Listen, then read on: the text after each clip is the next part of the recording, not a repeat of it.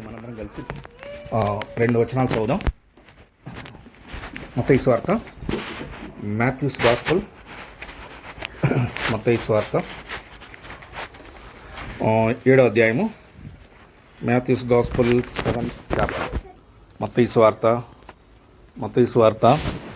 7వ అధ్యాయము 24 నుంచి 27 వరకు అందరం కలిసి చదువుదాం. 24 నుంచి 27 వరకు, 24, 25, 26, 27 ఈ 4 వచనాలు. కాబట్టి ఈ నా మాటలు విని వాటి చొప్పున చేయి ప్రతివాడును బండ మీద తన నీళ్ళు కట్టుకున్న బుద్ధిమంతుని పోలి ఉండెను. వాన కురిసెను, వరదలు వచ్చాను గాని, గాలి విసిరి ఆ ఇంటి మీద కొట్టాను గాని, దాని పునాది బండ మీద వేయబడను గనుక అది పడలేదు. 26 మరియు ఈ నా మాటలు విని వాటి చొప్పున చేయని ప్రతివాడు ఇసుక మీద తన ఇల్లు కట్టుకున్న బుద్ధిహీనుని పోలీనును. వాన కురిసెను, వరదలు వచ్చెను, గాలి విసిరి ఆ ఇంటి మీద కొట్టాను, అప్పుడు అది కూలబడెను, దాని పాటు గొప్పదని చెప్పాను. ప్రేమ కలిగిన ప్రభా, గొప్ప దేవా, మీ పాదములు కొందములు. ఈ విధంగా ఈ గృహంలో చేరి ప్రభా మీ సన్నిధిని అనుభవించడానికి, మీ బిడ్డలంగా ప్రభా మీ పాస్ తినడానికి మీ ఇచ్చిన శ్రేష్టమైన ఆధిక్యతకై వందములు. ప్రభా పాటల ద్వారా మిమ్మల్ని మహింపరిచినట్లు మీ చేసిన సాయంకై వందములు. మరి ఈ కుటుంబంలోని ప్రతి వారిని ప్రభా మీరు జ్ఞాపకం చేసుకొని మీ అనాదికాల సంకల్పం చొప్పున మీరు రక్షించుకొని నిలబెట్టుకొని నడిపిస్తున్న మీ అపారమైన ప్రేమకై వందములు. మరి చదువుకున్న వాక్య భావన బట్టి ప్రభా మిమ్మల్ని స్తుతిస్తున్నాం. నాతో మాతో మీరే మాట్లాడము. గడిపే కొద్ది సమయాన్ని ఆశీర్వాదకరంగా మార్చమని యేసుక్రీస్తు దైవమైన నామమున వేడుకొని ప్రార్థించుతున్నాము తండ్రి. కాబట్టి ఇక్కడ మనం 2 విషయాలను చూడొచ్చు. ఒకళ్ళు ఇల్లు ఎక్కడ కట్టారంటే బండం మీద కట్టారు. 24వ వచనంలో బండం మీద తన ఇల్లు కట్టుకున్న బుద్ధిమంతుని పోలిండును. రెండవది ఇంకొక ఆయన ఎక్కడ కట్టారంట, ఇసుక మీద కట్టండి. ఇసుక మీద ఎవరు కట్టరు. అందుకే యేసుప్రభు ఉపమానాలని మనం ధ్యానించాలి, యేసుప్రభు ఉపమానాలని మనం చదువుకోవాలి. ఇది యేసుప్రభు చెప్పిన ఉపమానం. అంటే జరగని సందర్భాన్ని ఒక్కొక్కసారి ప్రభు జరిగిన విధంగా, లేకపోతే ఒకవేళ వాళ్ళు చేస్తే ఎలా ఉంటుంది అనే సందర్భాన్ని ప్రభు ఉపమానం రూపంలో చెప్పాడు. కనుక ఇక్కడ కూడా ప్రభు మరి ఇది కొండ మీద ప్రసంగం. అందుకే కొండ మీద ప్రసంగం ఈ ప్రపంచంలో మరి అనేకమైన పుస్తకాలు దేని మీద రాయబడ్డాయి అంటే ఈ కొండ మీద ప్రసంగంలో 5, 6, 7 అధ్యాయాల్లో ప్రపంచంలో ఎన్నో పుస్తకాలు రాయబడ్డాయి. ప్రభు యేసుక్రీస్తు వారు తన నోటితో చెప్పిన మాటలు. అందుకే పాత బైబిల్లో ప్రభు చెప్పిన మాటలను రెడ్ లెటర్స్తో మరి ప్రింట్ చేయబడి ఉంటుంది. కనుక ఇక్కడ ఒక ఆయన బండ మీద తన ఇల్లు కట్టుకున్నాడు. కనుక బండ అంటే క్రీస్తు. సహజంగా మనం అన్ని విషయాలు మనం చూడలేము. అయితే ఇంకొక ఆయన ఇల్లు ఇసుకలో కట్టాడు. కనుక ఇప్పుడు బండ మీద కట్టిన ఆయన ఎలా ఉన్నా అంటే బుద్ధిమంతుని పోలి ఉన్నాడు. బండ మీద కట్టిన ఆయన బుద్ధిహీనుని పోలి ఉన్నాడు. అయితే ఒక ఆయన బుద్ధిమంతుడు, ఇంకో ఆయన బుద్ధిహీనుడు. ఒక ఆయన బండ మీద ఇల్లు కట్టాడు, ఇంకో అదే ఆయన ఇసుకలో ఇల్లు కట్టాడు. అయితే ఇక్కడ విషయం ఏంటంటే ఇద్దరికి ఒకే విధమైన తుఫాన్ వచ్చింది. చూడండి, వాన కురిసెను, వరదలు వచ్చాను, గాలి విసిరి ఆ ఇంటి మీద కొట్టెను కానీ దాని పునాది బండ మీద వేయబడిన కనుక అది పడలేదు. అది మొట్టమొదట. తర్వాత రెండో దాంట్లో కూడా సేమ్ అదే విధంగా రాశాడు. సేమ్ అదే విధంగా వాన కురిసెను, వరదలు వచ్చాను, గాలి విసిరి ఆ ఇంటి మీద కొట్టాను, అప్పుడు అది కూలబడాను. ఆ ఇల్లు ఏమైపోయింది? కూలిపోయింది. కూలిపోయిందని అంతవరకు ఆపితే ప్రభు మనకి అర్థమైపోయేది. ఇసుకలో కట్టాడు కనుక ఇల్లు కూలిపోయింది. అయితే తర్వాత రాయబడిన మాట ఏంటంటే ఆ ఇంటి పాటు గొప్పది. అది ప్రాముఖ్యమైనది. కనుక దీని అంతటికీ ప్రభు చెప్పిన ఈ మాటలన్నిటిలో శ్రేష్టమైందంటే మనం అర్థం చేసుకోవాల్సింది, లేదా మన జీవితానికి అన్వయించుకోవాల్సింది, ఇల్లు అనే అనుభవంలో మనం కలిగి ఉండాల్సింది ఏంటంటే ఆ చివరి మాట, ఆ ఇంటి పాటు ఎలాంటిదంట? ఆ ఇంటి పాటు గొప్పది. ఆ ఇంటి పాటు ఎలాంటిదంటే గొప్పది. కనుక ఇక్కడ మరి ఇసుక మీద కాకుండా బండ మీద తన ఇల్లు కట్టుకున్న వాడిని ప్రభు ఎలా పోల్చాడంటే బుద్ధిమంతునిగా పోల్చాడు. కనుక మనం ఎలా ఉండాలంటే క్రీస్తు అనే బండ మీద మనం ఇల్లు కట్టుకొని ఉండాలి. కనుక మనము ఆ విధంగా ఉండటం వల్ల ప్రభు మనకి ఇచ్చే బిరుదు ఏంటంటే బుద్ధిమంతులు. కనుక ఈ లోకంలో ఎవరు బుద్ధిమంతులు? చాలామంది అనేకులు బుద్ధిమంతులుగా ఉంటారు. కనుక మనం ఆ ఇంటి పాటు గొప్పది అనే దానికి వెళ్ళకముందు బుద్ధిమంతులు అంటే ఎలాంటి వారు బైబిల్లో కొన్ని విషయాలు రాయబట్టి మనం వాటిని టకటక చదువుకొని తర్వాత దాని మీద మనం ఆ ఇంటి పాటు గొప్పది అంటే ఏంటి అసలు, అందులో ప్రభు చెప్పిన మాట, అందులో మర్మం ఏంటో మనము ధ్యానించక ముందు బుద్ధిమంతులు ఎలా ఉంటారు, లేకపోతే బుద్ధిహీనులు ఎలా ఉంటారు. కనుక బుద్ధిహీనుల గురించి బైబిల్లో అనేకమైన విషయాలు రాయబడ్డాయి. బుద్ధిమంతుల గురించి కూడా అనేకమైన రాయబడ్డాయి. అయితే మనం కొన్ని విషయాలు చూసేవారు ఉంటాం. చూడండి, మొట్టమొదటి మత్తయి సువార్త 25వ అధ్యాయం, మనందరికి తెలిసిన మాట. మత్తయి సువార్త 25వ అధ్యాయం, మాథ్యూస్ గాస్పెల్ 25th చాప్టర్. మత్తయి సువార్త 25 మొదటి వచనం నేను చదువుతాను. మత్తయి సువార్త 25 మొదటి వచనం. పరలోక రాజ్యము తమ దివిటీలు పట్టుకొని పెళ్లి కుమారుని ఎదుర్కొంటకు బయలుదేరిన 10 మంది కన్యకలను పోలి ఉన్నది. వీరిలో 5 బుద్ధి లేని వారు, 5 బుద్ధి గలవారు. అది కనుక ఇప్పుడు బుద్ధిమంతులు అంటే ఎవరంటే ఇప్పుడు పరలోక రాజ్యానికి సిద్ధపరచబడిన 10 మంది కన్యకలు. ఇది కూడా యేసుప్రభువు చెప్పిన ఉపమానమే. కనుక ఇందులో కూడా ఎంతో మర్మం ఉంది. కనుక ఇప్పుడు వీళ్ళలో 5 బుద్ధి గలవారు, 5 బుద్ధి లేనివారు. కనుక వీళ్ళందరికీ ఒకే విధమైన లక్షణాలు ఉన్నాయి. ఇందులో 7 లక్షణాలు ఉన్నాయి మీరు ఈ ఉపమానాన్ని ప్రభు చెప్పింది చదివితే. అయితే ఇప్పుడు చూడండి, ఇక్కడ చూడండి, ఇప్పుడు ఇదే అధ్యాయము 7వ వచనం.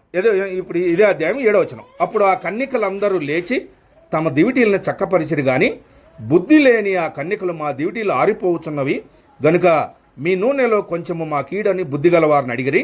అందుకు బుద్ధిగల కన్యకలు, మాకును మీకు ఇది చాలదేమో, మీరు అమ్మవారి యొద్దకు పోయి కొనుక్కొనుడని చెప్పిరి. వారు కొనబోచుండగా పెళ్లి కుమారుడు వచ్చినప్పుడు సిద్ధపరచబడిన వారు అతనితో కూడా పెళ్లి విందులోనికి పోయిరి. తర్వాత ఇప్పుడు తలుపు వేయబడింది, తలుపు తడతా ఉన్నారు. అప్పుడు ప్రభు ఏమన్నా అంటే 12వ వచనం, అతడు మిమ్ము నెరగనని నేను నిశ్చయముగా మీతో చెప్పుచున్నాను. కనుక బుద్ధి గల వారు ఏం చేశారంటే వారితో పాటు నూనెను తీసుకొని వెళ్ళారు సిద్ధల్లో. బుద్ధి లేని వారు ఏంటంటే నూనెను తీసుకొని వెళ్ళలేదు. కనుక ఈ బుద్ధి లేని వారిని ప్రభు ఏమన్నా అంటే మీరెవరో నేను ఎరుగను. కనుక అంటే వీళ్ళందరూ ఇప్పుడు అందరి గురించి ఏం రాయబడింది? కన్యకలు, అందరూ కన్యకలే. కన్యకలు అంటే ఏంది? అందరూ పవిత్రులే. కనుక అందరూ పవిత్రులే, కనుక అందరూ కన్యకలే. అందరి దగ్గర దివిటీలు ఉన్నాయి. అందరూ ఈ స్వరాన్ని విన్నారు. అందరూ లేచి తమ దివిటీలు చక్కబెట్టారు. అయితే 5 మండుతా ఉన్నాయి, 5 మండట్లేదు. అప్పుడు ప్రభు అన్నాడు, మిమ్మల్ని మీరెవరో నేను ఎరగను అన్నాడు. కనుక ఎరగని వారు పవిత్రులుగా ఉన్నారు, ఎరగని వారు వాళ్ళ దగ్గర దివిటీలు ఉన్నాయి, ఎరగని వారు దేవుని స్వరం విన్నారు. అంటే వీళ్ళు ఏం చేశారంటే తమ్మును తాము ఆ స్థాయి వరకు మోసపరుచుకున్నారు. కనుక ఈ బుద్ధి లేని వారు మారు మనసు పొందిన వారు కాదు. కనుక అందుకే ఇశ్రాయేల్ ఐగుప్తుల నుంచి బయటకు వచ్చినప్పుడు అనేకమైన మిశ్రిత జనము ఐగుప్తులు ఇశ్రాయేల్తో కలిసి బయటకు వచ్చారు. అంటే ఇశ్రాయేల్ ఏమి చేశారో వాళ్ళని చూసి వాళ్ళు చేసి ఆ విధంగా బయటకు వచ్చారు. కనుక మొట్టమొదటి బుద్ధిమంతుల్లో ఉండే మొట్టమొదటి లక్షణం ఏంటంటే మనం నిజమైన మారుమనసును కలిగి ఉండాలి. కనుక మన మారుమనసు ఒక్కోసారి ఎక్కడి దాకా చివరి వరకు మనము అనేకమైన చేయొచ్చు, మనసును చూసి నేర్చుకోవచ్చు, లేదా మనసును చూసి అభ్యాసం చేయొచ్చు. అయితే అక్కడైనా మనం తప్పించుకోలేము. కనుక ఇసుక మీద ఇల్లు కట్టిన వాడు ఎలా ఉన్నా అంటే మరి పరలోక రాజ్యానికి సిద్ధపడని వాడుగా ఉన్నాడు, లేకపోతే నిజమైన మారు మనసు లేని వాడుగా ఉన్నాడు. బుద్ధిగలవాడు ఏం చేశాడు? బండ మీద ఇల్లు కట్టుకున్నాడు. బుద్ధిమంతుడు నిజమైన మారు మనసు పొందాడు. అంతేకాకుండా సిద్ధంలో నూనె తీసుకున్నాడు. అంతేకాకుండా కన్యకని పేరు పొందాడు. అంతేకాకుండా తమతో దివిటీ తీసుకుని వెళ్ళాడు. ప్రభు వచ్చినప్పుడు ప్రభు స్వరాన్ని అన్నాడు. తర్వాత ప్రభుతో వెళ్ళిపోయాడు. కనుక వీళ్ళ 5 బుద్ధి గలవారు, 5 బుద్ధి లేనివారు. అయితే ప్రశ్న ఏంటంటే మనము బుద్ధి గలవారమా, బుద్ధి లేని వారమా? నిజంగా మారు మనసు పొందామా? మనుషులు కాకుండా మన మనస్సాక్షి మన గురించి ఏం చెప్తా ఉంది? లేదా మన అనుదిన జీవితంలో మన ప్రవర్తన ఎలా ఉంది? లేదా మన అనుదిన జీవితంలో ప్రభు మన గురించి ఏమి సాక్ష్యం ఇస్తున్నాడు? కనుక ఇది బుద్ధిమంతులకు ఉండవలసిన మొట్టమొదటి లక్షణం ఏంటంటే 5 బుద్ధి గల కన్యకల వలె ఉండాలి, నిజమైన మారు మనసు వలె ఉండాలి. వీళ్ళు అనేకమైనవి అనుసరించారు, కానీ చివరికి ప్రభు దగ్గరికి వెళ్ళలేకపోయారు, పరలోక రాజ్యంలోకి వెళ్ళలేకపోయారు. మనం ఆ విధంగా ఉండకూడదు, నిజమైన బుద్ధిమంతుల వలె ఉండాలి. ఇది మొట్టమొదటి. రెండవది చూడండి, లూకాసు వార్త 15వ అధ్యాయం. మనందరూ తెలిసిన మాట. లూకాసు వార్త బుద్ధిమంతులు అంటే ఎవరు? Luke's gospel 15th chapter. లూకాసు వార్త 15వ అధ్యాయం. లూకాసు వార్త 15వ అధ్యాయం 17వ వచనం. Luke's gospel 15:17. రెండవది బుద్ధిమంతులు అంటే ఎవరంటే లూక్స్ గాస్పుల్ 15:17. మనందరూ తెలిసి ఇక్కడ తప్పిపోయిన కుమారుడు ఏం చేశాడంటే తండ్రి వద్ద ఆస్తి ఇమ్మన్నాడు. ఆస్తి ఇమ్మన్నప్పుడు తండ్రి ఆస్తి ఇచ్చాడు, దూరదేశం వెళ్ళాడు. ఆస్తిని అంతా ఇష్టానుసారంగా పాడు చేసి చివరికి ఆస్తి అయిపోయింది. తనతో ఉన్న వాళ్ళందరూ వెళ్ళిపోయారు. ఇప్పుడు నిస్సహాయ స్థితికి వెళ్ళిపోయాడు. డబ్బులు లేవు, తిరిగి తండ్రి వద్దకు వెళ్ళలేడు. ఏం చేశాడు? సరే ఏదో జాబ్ చూసుకున్నాడు. ఆ జాబులు కూడా సరిగా సెట్ కాలేదు. చివరికి ఇక ఏ జాబ్ దొరక ఆకలి బాధ తట్టుకోలేక పందుల యొద్ద ఉద్యోగాన్ని పొందాడు. ఆ పందుల దగ్గర ఉంటే ఆ పందుల వాసన ఇవన్నీ తట్టుకోలేకపోయాడు. చివరికి అక్కడ కూడా ఏం దొరకలేదు. పందులు పొట్టు తింటా ఉన్నాయి.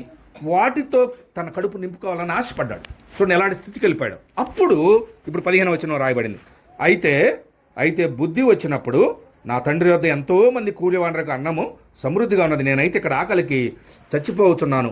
నేను లేచి నా తండ్రి వద్దకు వెళ్ళి, తండ్రి, నేను పరలోకమునకు విరోధంగాను నీ ఎదుటను పాపం చేసితని, ఇక మీదట నీ కుమారుని అనిపించుకుంటకు యోగ్యుని కాను, నన్ను నీ కూలివాళ్ళలో ఒకనుగా పెట్టుకొనమందునని అతనితో చెప్పుదుననుకొని లేచి తన తండ్రి వద్దకు వచ్చాను. ఇది అంటే తనకు బుద్ధి వచ్చినప్పుడు ఏం చేశాడంటే ఈ పరిస్థితులన్నిటి నుంచి విడిపించబడి లేచి తన తండ్రి వద్దకు వచ్చాడు.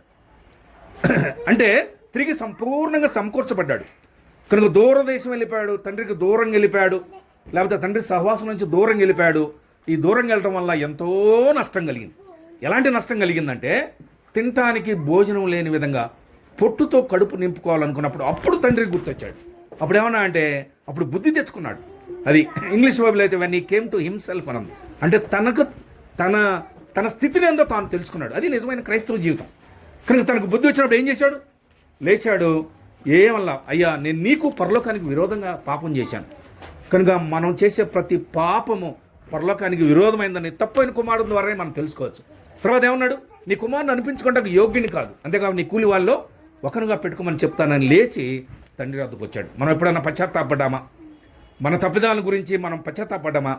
లేకపోతే మన తప్పిదాల నుంచి మనం ప్రభుకి వ్యతిరేకంగా పాపం చేశామని గ్రహించామా? లేదా మన తప్పిదాలను బట్టి మరి పరలోకానికి విరోధంగా పాపం చేశామని గ్రహించామా? అయితే ఆ స్థితి నుండి లేచి రావడానికి మనము బుద్ధి తెచ్చుకున్నామా? కనుక బుద్ధిమంతులు ఎలాంటి వారంటే తప్పు చేయడం పెద్ద గొప్పతనం కాదు, అనేకులు తప్పు చేస్తారు. అయితే ఇది తప్పని తెలుసుకొని దాంట్లోంచి బయటకు వచ్చి మళ్ళీ అది చేయకుండా ఉండటమే బుద్ధిమంతుల లక్షణం. కనుక రెండోది, బుద్ధిమంతులు అంటే తిరిగి సంపూర్ణంగా సమకూర్చబడేవారు. ఇది రెండవది. మూడవదిగా చూడండి, కొరింథీయులకు రాసిన మూడో పత్రిక 10వ అధ్యాయం, ఫస్ట్ కొరింథియన్స్ కొరింథీయులకు రాసిన మూడో పత్రిక 10వ అధ్యాయము 10వ అధ్యాయము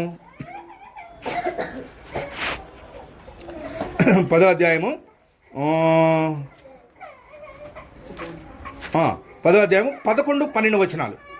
11-12 వచనాలు. కొరింథీయులకు రాసిన మూడో పత్రిక 10వ అధ్యాయము 11-12 వచనాలు. ఈ సంగతులు దుష్టాంతములుగా వారికి సంభవించి యుగాంతమందున్న మనకు బుద్ధి కలుగుటకై రాయబడెను అని పైన అనేకమైన పత్రాల గురించిన సంగతులు చెప్పి ఇప్పుడు ఏమన్నా అంటే 12వ వచనం, తాను నిల్చున్నానని తలంచుకునేవాడు పడిపోకుండా జాగ్రత్తగా చూసుకునే వాళ్ళను. 13వ వచనం, సాధారణంగా మనుషులు కలిగి శోధన తప్ప మరి ఏది మీకు సంభవింపలేదు. దేవుడు నమ్మదగినవాడు, మీరు సహింపగలిగినందుకంటే ఎక్కువగా ఆయన మిమ్మల్ని శోధింపనేడు. అంతేకాదు, సహింపగలుగుటకు ఆయన శోధనతో కూడా తప్పించుకొను మార్గము కలుగ చేయను. కనుక మూడవది, ఎవరు బుద్ధిమంతులంటే మన చుట్టూ ఉండే పరిస్థితులను చూచి మనము శ్రేష్టమైన విధానంలో ప్రభువును అనుసరించడం. అంటే తాను నిల్చున్నానని తలంచుకున్నవాడు పడిపోకుండా ఉన్నట్లు చూసుకోవాలి. ఎందుకు పడిపోతాడు? కింద రాయబడింది. అంటే మనకి ఏదో ఒక విధంగా నానా విధమైన శోధనలు వస్తాయి. ఇప్పుడు తప్పైన కుమారుడు తప్పాడు, శోధనలో పడిపోయాడు, తిరిగి సమకూర్చబడ్డాడు, మళ్ళీ ఆ శోధనలోకి వెళ్ళాల. అంటే ఇక్కడ బుద్ధిమంతులు అంటే ఇవి దుష్టాంతములుగా సంభవించి, కొరింథీయులకు రాసిన మొదటి పత్రిక 10వ అధ్యాయంను మీరు ఆరంభం నుంచి చదివితే పితరులు ఎలాంటి తప్పులు చేశారో రాయబడి. కానీ ఇక్కడ 11వ వచనంకి వచ్చేసరికి యుగాంతమందున్న మనకు బుద్ధి కలుగుటకై రాయబడి. కనుక మన శోధనలు వచ్చినప్పుడు ఏం చేస్తున్నాం? లేకపోతే శోధన నుంచి తప్పించుకునే మార్గం చూస్తున్నామా? ప్రభువే చెప్పాడు, శోధన నుంచి తప్పించుకునే మార్గం కూడా ఆయన కలుగు చేయండి. మనం శోధింపబడినంతకంటే ఎక్కువగా ఆయన మనం శోధింపబడినీడు. కనుక నాకేం పర్వాలేదు, నేనేం పడిపోను అనుకుంటున్నామా? లేకపోతే నాలో ఏం పాపం లేదు అనుకుంటున్నామా? లేకపోతే నేనే తప్పు చేయలేదు అనుకుంటున్నామా? కనుక నేనే తప్పు చేయలేదు అనుకోవటమే మనం తప్పు చేయటం. అది కనుక ఈ లోకంలో పుట్టిన ప్రతి మానవుడు కూడా ఏదో ఒక విషయంలో తాను అనుదినము తప్పేయడం, చూపుల ద్వారా, మాటల ద్వారా, క్రియల ద్వారా. కనుక తాను నిల్చున్నానని తలంచువాడు పడిపోకుండా చూసుకోవాలి. అయితే మనం ఎలా ఉండాలంటే యుగాంతమందున్న మనకు బుద్ధి కలుగుటకై రాయబడెను. కనుక ఏదైనా విషయంలో మనం తప్పిపోయినప్పుడు మన పితరుల గురించి మనం తెలుసుకొని, లేకపోతే ప్రభు వాక్యం మన దగ్గరికి వచ్చినప్పుడు మనం ఏం చేయాలంటే వాక్యంతో సరి చేసుకొని మనం ఆయన మార్గంలో నడిచే వారంగా ఉండాలి. కనుక ఇది ఎందుకు చెప్పారంటే ఇశ్రాయేలు ఐగుప్తు నుంచి బయటకు వచ్చారు, ఎర్ర సముద్రం దాటారు, అరణ్యంలో రాలిపోయారు, మధ్యలోనే రాలిపోయారు. ఎందుకంటే వారు కానాను చేరలేకపోయారు. ఎందుకంటే వారిలో నానా విధమైన శోధనలు, ఏంటంటే సైవీసారం లేని ఆహారము, లేకపోతే మాంసము, ఐగుప్తు సంబంధమైన జ్ఞాపకం వస్తున్నాయి. కనుక ఈ శరీర సంబంధమైనవి వాటిని అనుసరించి వారు తప్పారు. కనుక యుగాంతమందున మనకు బుద్ధి కలుగుటకై రాయబడింది. కనుక మనము నానా విధమైన శోధనలో కాకుండా కూర్చో ఇట్లా నువ్వు. కనుక మనం ఏం చేయాలంటే మనము అనుదినము పడిపోకుండా, మనము శోధనలో తప్పిపోకుండా, లేకపోతే దేవునికి దూరంగా వెళ్లకుండా చుట్టూ జరిగే వాటిని బట్టి లేకపోతే దేవుని వాక్యాన్ని బట్టి మనం సరి చేసుకోవాలి. ఇది యుగంతమందున మనకు బుద్ధి కలుగుటకై రాయబడింది. ఇది మూడవది. నాలుగవదిగా చూడండి, ఆమోస్ గ్రంథము. బుద్ధిమంతులు ఎలా ఉంటారు? బుద్ధిమంతులు ఎలా ఉంటారు? చిన్న పుస్తకం, యోనా, మీక, దానికంటే ముందు ఉంటుంది. ఆమోస్ గ్రంథము 5వ అధ్యాయము 13వ వచనం. ఇలాంటి పాత బైబిల్ అయితే 757 book of Amos 5th chapter 13th verse. ఇది మన జీవితాంతం మనం జ్ఞాపకం ఉంచుకోవచ్చు. చూడండి, ఆ దినాల్లోనే ఏం రాయబడిందో, ఏ మాట రాయబడింది చూడండి. ఆమోస్ 5:13, ఇది చెడు కాలము కనుక ఈ కాలమున బుద్ధిమంతుడు ఊరకుండును. ఇదే కాలం అంట, చెడు కాలం. ఈ చెడు కాలం ఎలా ఉండాలంటే బుద్ధిమంతులు ఊరకుండాలి. కనుక మౌనంగా ఉంటుంది దైవికమైన లక్షణం. అందుకే నాకు తెలిసిన ఒక తమ్ముడు అన్నాడు, అన్న ఎదుటోళ్ళు ఎంత మాట్లాడినా మనం మౌనంగా ఉండటం వలన వాళ్ళకి అది సునామీలాగా పనిచేస్తుందని అన్నాడు. వాళ్ళలో ఏమన్నా కానీ ఏమంటలేదు ఏందని వాళ్ళలో అదొక విధమైన ఆతృతను కలిగించింది, లేకపోతే బాధను కలిగించింది. కనుక ఇప్పుడు బుద్ధిమంతులు ఎలా ఉంటారు? మౌనంగా ఉంటారు. కనుక కాని మాట ఏమన్నాడు మోషే? ద్రోహులారా అన్నాడు. ద్రోహులారా అనగానే ప్రభు వెంటనే నీవు కాని మాట పలికావు, కానాను చూడలేకపోయాడు. కనుక మనం ఆ విధంగా చూస్తే కనుక నీ మాటలను బట్టి నీవు నీతిమంతుడు తీర్చబడతావు. కనుక వారి ఫలమును బట్టి వారిని తెలుసుకుంటావు. కనుక మనం ఎలా ఉన్నాం? మనం ఊరకుంటున్నామా? లేకపోతే మనము కాని మాటలు, కాని పరిస్థితులు, కాని సందర్భాలు. చాలామంది ఇళ్లలో ఏం చేస్తారు చూడండి, అందరూ చాలామంది కూర్చొని వాళ్ళ మీద వీళ్ళ మీద మాట్లాడుకుంటారు, లేకపోతే వేరే వాళ్ళ గురించి మాట్లాడుకుంటారు, గంటలు మాట్లాడుకుంటారు. ప్రేయర్ అనేసరికి ఈ గంటలు మాట్లాడిన వాళ్ళు ప్రేయర్ అనేసరికి ఎంతసేపు చెప్తారు తెలుసా? 2 నిమిషాలు 3 నిమిషాలు. అయితే మాట్లాడుకోవడం అయితే ఇలాంటి వారు బుద్ధిమంతులుగా ఉండలేరు, తమ ఇల్లు కట్టుకొనలేరు. కనుక ఇక్కడ 4వదిగా ఇక్కడ రాయడం మాట ఏంటంటే బుద్ధిమంతులు, ఇది చెడుకాలం కనుక బుద్ధిమంతులు ఊరకుండును. కనుక మన మాటల్లోనూ ప్రవర్తనలోనూ మరి అన్నిట్లో మనం యోగ్యంగా ఉండాలి. అందుకు అపొస్తలుడైన పౌలు ఏమన్నాడు? ఫెలిక్స్ ముందు నిలబడి నా మనస్సాక్షిని దేవుని ఎదుటను మనుషుల ఎదుటను ఎల్లప్పుడూ నిర్దోషమైనదిగా అభ్యాసము చేసుకొనిచున్నాను. ఇది మన ఇల్లు కట్టుకోవడం. కనుక ప్రతి వారు ఈ విధంగా ఉన్నప్పుడు మన ఇల్లు దైవికమైన ఇల్లుగా ఉంటుంది. మన ఇల్లు బండ మీద కట్టబడిన ఇల్లుగా ఉంటుంది. కనుక మొట్టమొదటిగా నిజమైన మారుమనసు పొందాలి. 2వదిగా మనం ఏదైనా విషయం తప్పు సమకూర్చబడాలి. 3వదిగా తాను నిల్చున్నాను తలంచకుండా మరి దేవుని వాక్య సందర్భమైన మన జీవితాన్ని సరి చేసుకోవాలి, శోధనకు లోబడకూడదు. 4వదిగా ఏం చేయాలి? 4వది బుద్ధిమంతులు ఊరకుండరు. 5వది చూడండి, దానియేలు గ్రంథము 5వదిగా చూడండి, బుక్ ఆఫ్ దానియేల్, మనందరికి తెలిసిన మాట. దానియేలు గ్రంథము చివరి అధ్యాయం. ఎహెజ్కేల్ దానియేలు గ్రంథము 12వ అధ్యాయము 3వ వచనం. బుక్ ఆఫ్ దానియేలు గ్రంథము 12వ అధ్యాయము 3వ వచనం. అందరూ కలిసి చూద్దాం. బుద్ధిమంతులైతే ఆకాశ మండలంలోని జ్యోతులను పోలిన వారై ప్రకాశించెదరు. నిత్య మార్గమును అనుసరించి నడుచుకున్నట్లు ఎవరు అనేకులను త్రిప్పుదురో వారు నక్షత్రముల వలె నిరంతరము ప్రకాశించెదరు. కనుక ఎవరు బుద్ధిమంతులు? అనేకులను ప్రభు వైపు తిప్పేవాళ్ళు. అంటే ఎవరు తిప్పగలరు? ఎవరు ప్రభు వైపు తిప్పగలరు? మన సాక్ష్యం బాగున్నప్పుడు మనం అనేకులు ప్రభు వైపు తిప్ప. మన సాక్ష్యం బాగుందంటే మనం వేరే వాళ్ళు సువార్త కూడా చెప్పాల్సిన అవసరం లేదు. నేను లక్ష్మీపురం క్రాస్కి వెళ్ళినప్పుడు చాలా కాలం క్రితం ఒక అబ్బాయి, లంబాడి అబ్బాయి వచ్చాడు. వచ్చి ఆ అబ్బాయి అందరిలో ప్రత్యేకంగా ఉన్నాడు. కూర్చోవడం కానీ ఆరంభం నుంచి అంతా ప్రత్యేకమే, ఆరాధన కూడా ప్రత్యేకంగా చేశాడు. తర్వాత చివరిలో కలిసి ఒకసారి మాట్లాడదామని, తమ్ముడు ఎక్కడి నుంచి వచ్చావంటే పలానా చోట నుంచి వచ్చాడని చెప్పాడు. నువ్వు ఎలా మారుమనసు పొందావని అడిగా డైరెక్ట్గా. అడిగితే ఆ అబ్బాయి ఏం చెప్పాడు తెలుసా? నేను ఒక సావుకుని మనవుడి జీవితం చూసి నేను మారానన్నా అన్నాడు. ఆయనకి ఎవరు సువార్త చెప్పాలా, ట్రాక్ ఇవ్వాలా? కనుక ఏమైంది? ఒక నీ జీవితాన్ని చూసి ఆ వ్యక్తి మారాడు. తన క్లాస్మేట్ బీటెక్ చదివే కుర్రాడు. కానీ ఇప్పుడు మన బుద్ధిమంతులు అయితే ఎలా ఉండాలి?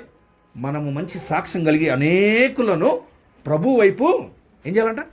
అనేకులు ప్రభు వైపు తిప్పేవరకు ఉండాలి. మన వాళ్ళని ఎవరైనా, లేదా మనం ఒక్కరికన్నా సాక్ష్యం చెప్పామా, లేకపోతే చెప్పాలని ఆశ కలిగి ఉన్నామా? అందుకే మన ఇల్లు కట్టబట్టలేదు, లేకపోతే మన ఇల్లు బండ మీద కట్టబడిన ఇల్లు వలె ఉండట్లేదు. కనుక ఏదో ఒక విధంగా, లేకపోతే అనేకుల గురించి సువార్త చెప్పలేమైనా ప్రార్థించే వారికి ఉన్నామా? ప్రభు ఈ చుట్టుపక్కల ఉన్న వారిని రక్షించండి, మా ఇంటి చుట్టూ ఉన్న వారిని రక్షించండి. కనుక మనం అనేకమైన ఆత్మలేడల భారం కలిగి ఉండటమే బుద్ధిమంతు లక్షణం. ఇలాంటి వారు ఎలా ఉంటారంట? దినాల్లో ఆకాశమందు ప్రకాశించేవారు ఉంటారంట. కనుక 5వదిగా మనము సువార్త చేయాలి. 6వది చూడండి, బుద్ధిమంతు లక్షణం. సామెతల గ్రంథం, సామెతలు 22వ అధ్యాయము. సామెతలు 22 3 వచనం. సామెతలు 22 3 వచనం. ఈ మాట సామెతల్లో 2 సార్లు రాయబడింది. చూడండి, సామెతలు 22 3. బుద్ధిమంతుడు అపాయం వచ్చుట చూచి దాగును, జ్ఞానం లేని వారు యోచింపగా ఆపదల్లో పడుదురు. ఏం చేయాలంట? మనము బుద్ధిమంతుడు ఆపద వచ్చినప్పుడు ఏం చేస్తాడంట? ఆపదలో వచ్చినప్పుడు ఏం చేస్తాడంట? ఆపద చూచి దాగుతాడు. కనుక నాకేంటి అని వెళ్ళేవాళ్ళు అంటే దీని అర్థం ఏంటంటే దీనత్వము, లేకపోతే వినయము, లేకపోతే కాని వాటిల్లో మనము పాలు పొందడానికి మాత్రమే కాకుండా అంటే మెళకు కలిగిన జీవితం. అందుకే ప్రభు ఏమన్నాడు దీనికి? మీ విరోధి అయిన అపవాది గర్జన సింహాలే ఎవరిని మింగుతున్నా అని తిరుగుతున్నాడు. కనుక మనం ఎలా ఉండాలంటే మెళకు కలిగిన జీవితము మనము కలిగి ఉండాలి. కనుక కొంతమంది ఏం చేస్తారు, బండి మీద వెళ్తూ ఉంటారు, పోలీసుడు ఎక్కడో ఉంటాడు, అక్కడ ఉండగానే ఏం చేస్తారు, తప్పున అక్కడే వెనక్కి తిప్పుతాడు. ఆ విధంగా ఎన్నో యాక్సిడెంట్లు అయినాయి. కనుక ఏంది, మరీ అతిగా ప్రవర్తించడం వల్ల మనం నష్టపోయే వరకు ఉంటాం. కనుక అలా కాకుండా మెళకు అంటే మనం అనుదినము ప్రార్థనలు కనిపెట్టడం. సాతానుడు ఏ విధంగా వస్తున్నాడు, కనుక సాతానుడు ఏంటంటే ఏదో ఒక విధంగా మన పైన దాడి చేయాలనుకోవటమే. కనుక ఈ బుద్ధి లేకపోతే మెళకు కలిగినది అనేకమైన అపాయం నుంచి మనం తప్పించింది. కనుక బుద్ధిమంతుడు అపాయము వచ్చుట చూచి దాగుతాడు. కనుక బుద్ధి లేనివాడు మరి దానికి వ్యతిరేకంగా వెళ్ళి అందులో పడేవాడుకుంటాడు. కనుక ఎందుకు మనకు అనేకమైన అంటే మనకు కాని స్థలానికి, లేకపోతే కాని పరిస్థితులకు, లేకపోతే కాని విషయాలు మనం ఎప్పుడైతే పాలు పొందే వరకు ఉంటామో మనం బుద్ధి లేని వరకు ఉంటాం. కనుక ఏది దైవికమో ఏది దైవికం కాదో, లేకపోతే ఏది క్షేమమో ఏది క్షేమం కాదో, ఏది పవిత్రమైనదో ఏది పవిత్రమైనదో కాదు గ్రహించడమే బుద్ధి కలిగి ఉంటాం. కనుక బుద్ధిమంతుడు ఆపద వచ్చినప్పుడు దాగును. కనుక ఇది ఆరోది. చివరికి ఒక్క మాట చూసి చూడండి, కీర్తన 107 చివరి వచనం. కీర్తన 107 43. కీర్తన 107:43. బుద్ధిమంతుడైన వాడు ఈ విషయములను ఆలోచించును, యెహోవా కృపాతిశయములను జనులు తలపోయిదురుగాక. బుద్ధిమంతుడు ఏం చేస్తాడంట? ఈ విషయములన్నిటినీ ఆలోచించేవాడు ఉంటాడు. అందుకే బైబిల్ ఏముందంటే మీరు వీటిని తెలుసుకుని ఎడల మీరు ధన్యులగుదురు. మీరు వీటిని తెలుసుకున్న ఎడల, లేకపోతే మీరు వీటిని అనుసరించిన ఎడల మీరు ధన్యులగుదురు. అంటే మనము ప్రభు చేసిన మేలులన్నిటిని జ్ఞాపకం చేసుకొని ఈ చివరి మాటలో ఉన్న అధ్యాయం మొత్తం చదివితే ప్రభు చేసిన మేలులను జ్ఞాపకం చేసుకొని మనం ప్రభుకి ఏం చేయాలంట? అంటే ప్రభుకు కృతజ్ఞతాస్తుతులు చెల్లించేవారు ఉండాలి. అంటే ఆయన చేసిన మేలును మర్చిపోకుండా ఉండటమే బుద్ధి కలిగి. కనుక వీటన్నింటిని ఆలోచించుకున్నాడు. కనుక వీటన్నిటిని ఆలోచించుకున్నవాడు యెహోవా కృపాతిశయములను ఏం చేస్తాడు? స్తోత్రించేవాడు ఉంటాడు. కనుక మనం ఎక్కడ ఉన్నాం, మనం ఎలాంటి స్థితిలో ఉన్నాం, ప్రభు ఇప్పుడు మనల్ని ఎక్కడ తెచ్చాడు, ఏ విధంగా కాపాడుతున్నాడు. కనుక ఇవన్నీ దినదినము ఆలోచించుకోవటమే బుద్ధి కలిగిన వారు. కనుక అనేకులు ఏం చేస్తారు, ప్రభు యొద్ద మేలులు పొంది ఆ మేలును మర్చిపోయేవారు ఉంటారు. లేకపోతే మేలులు పొంది ఇంకా ప్రభువుని అడిగేవారు ఉంటారు. ప్రభువుకి ఇచ్చేవాళ్ళకి ఏమి ఉండరు. కనుక మనం ఏం చేయాలంటే బుద్ధిమంతుడు ఏం చేస్తాడంటే తన గురించి తాను ఆలోచించుకుంటూ ఉంటాడు.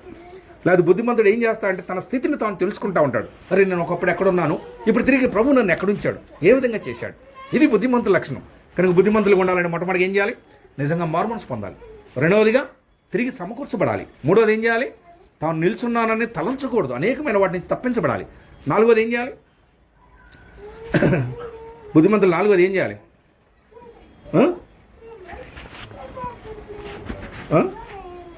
ఏం రాసుకున్నారు? అది ఐదోది. బుద్ధిమంతుడు ఏం చేస్తాడంట?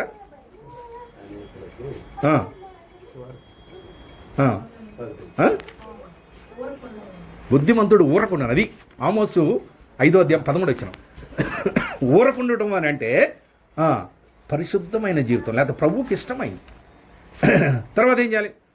అనేకుల్ని ప్రభు యొద్దకు తిప్పాలి. తర్వాత ఏం చేయాలి?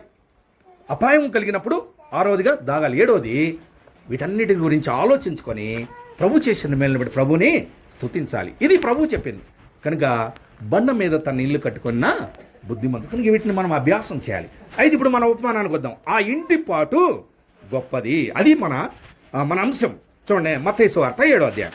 మత్తయి సువార్త 7వ అధ్యాయం. మత్తయి సువార్త 7వ అధ్యాయము. నేను ఆ వచనం చదువుతాను. 27వ వచనం. మత్తయి సువార్త 7వ అధ్యాయం 27వ వచనం. వాన కురిసెను, వరదలు వచ్చెను, గాలి విసిరి ఆ ఇంటి మీద కొట్టెను, అప్పుడు అది కూలబడెను, దాని పాటు గొప్పదని చెప్పాను. ఏంటి దాని పాటు గొప్పదంటే, ఇప్పుడు మనం వాక్యం ఉన్నాం కదా, కనుక అంటే బుద్ధిమంతుడిగా ఎవరుండాలని 7 విషయాలు అభ్యాసం చేస్తారో ప్రభు చెప్పిన మాట ప్రకారము ఆ ఇంటి పాటు గొప్పది అని చెప్పడంలో వీళ్ళకే కష్టాలు వస్తాయి. కనుక ఇసుక మీద కట్టిన వాడికి గాలి రాలేదు, వానలు రాలేదు, తుఫాన్లు రాలేదు. కనుక బండ మీద ఇల్లు కట్టుకున్న వాడికి